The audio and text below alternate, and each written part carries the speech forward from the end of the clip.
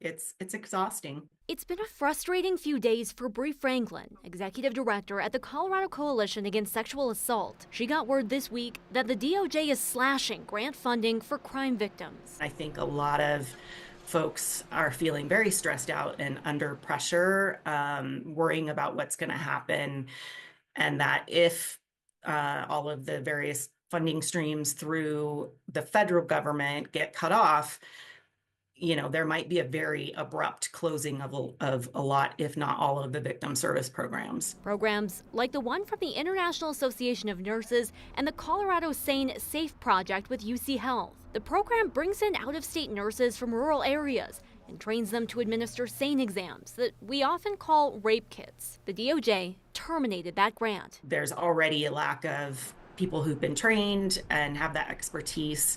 And now the grant that they had to train people has been cut. We're waiting to see right now. We just don't know how it's going to trickle down. Michelle Wiley over at the Blue Bench says their funding hasn't been cut yet, but they're waiting to see if they'll be on the DOJ's chopping block. The Blue Bench's funding is already bare bones after continued cuts federally from the Victims of Crime Act fund. Last year's 45% VOCA cut led to layoffs at the Blue Bench, a third of their staff. Wiley says they're already stretched too thin to meet survivors' needs now. We already can't respond to the full need, just in our Denver metro community, right? So as this funding is lost, yes, our community is going to be affected by survivors and victims not having support. The Blue Bench and KUSA, along with hundreds of providers nationwide, are joining the National Alliance to End Sexual Violence in sending a letter to Republican AG Pam Bondi. They're calling on her to restore funding for victim services, hoping to keep critical services in place for survivors. Yeah, and I think when we get enough